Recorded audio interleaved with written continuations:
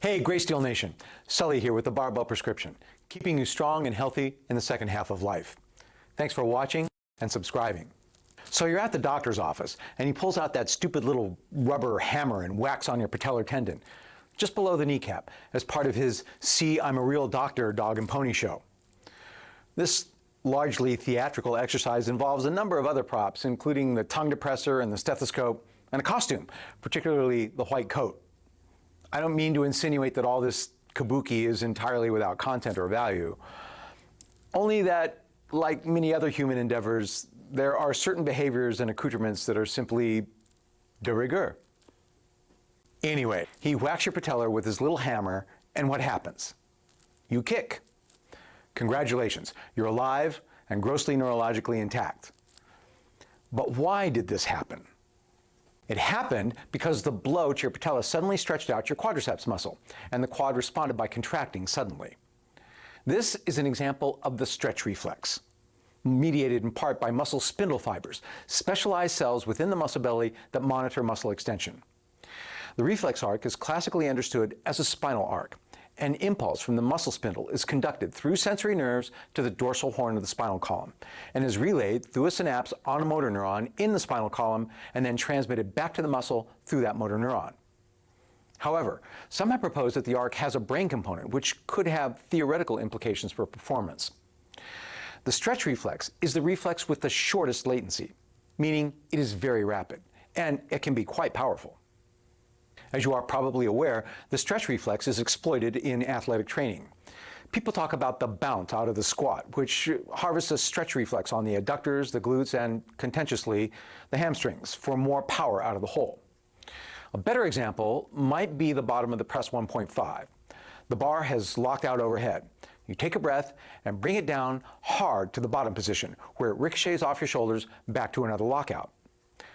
When you bring that bar down to the proper bottom position, with elbows just forward of the bar, hips forward, and the bar over the shoulders, you put a vicious stretch on your triceps.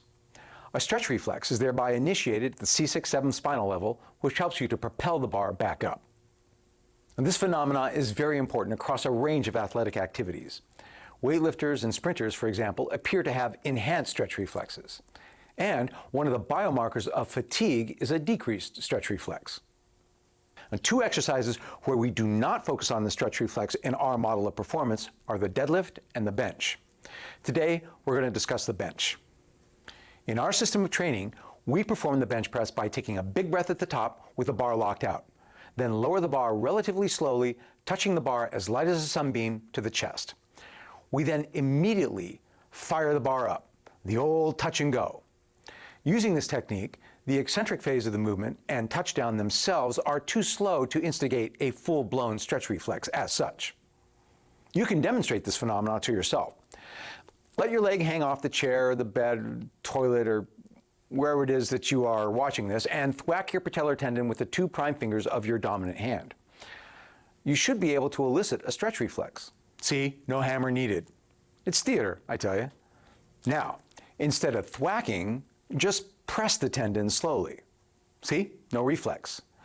The stretch is the same, but too slow to elicit a powerful contraction. Of course, you could try to elicit a stronger stretch reflex in the bench by lowering the bar to your chest very rapidly, essentially dropping the bar onto your sternum.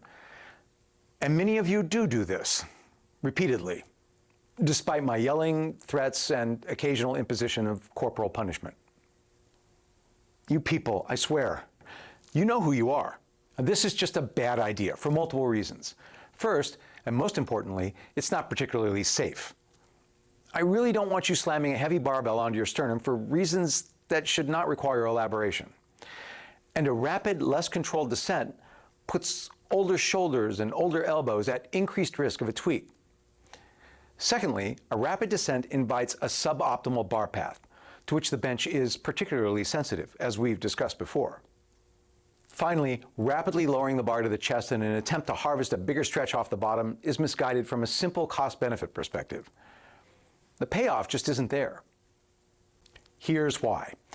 The bottom of the bench is a lousy position in which to develop force. Your mechanical advantage in this position is not great, to put it mildly. If you're bench pressing heavy, You don't want to have to suddenly apply an additional 20, 10, or even 5 pounds of force to the bar at the bottom.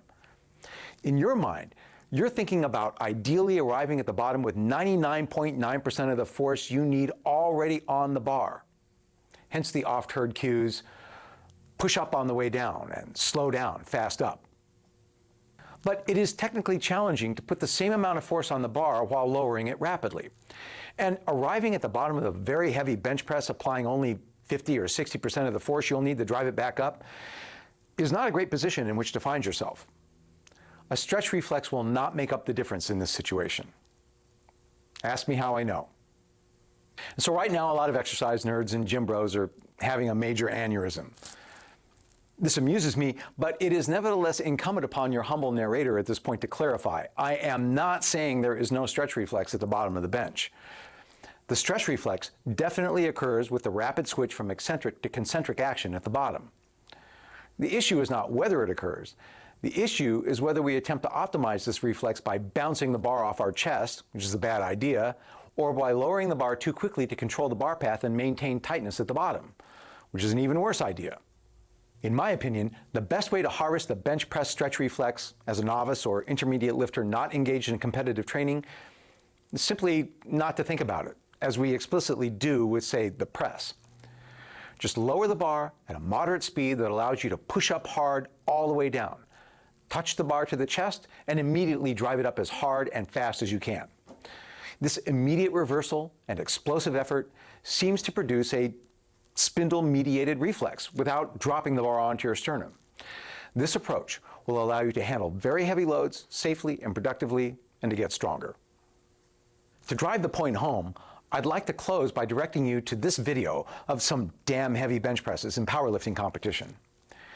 Many of these examples show grip widths, exaggerated bridging, and other form variants I wouldn't tolerate in training masters in the clinical setting, but that's not the point. The point is that these examples demonstrate how much weight can be lifted off the chest from a virtual dead stop. The strongest bench pressers in the world lift unimaginable weights from a pause position, which means they are not using the eccentric velocity of the bar to maximize the stretch reflex off the bottom. That probably means you don't need to either. Thanks for watching. We've got more great content on the athlete of aging coming right at you.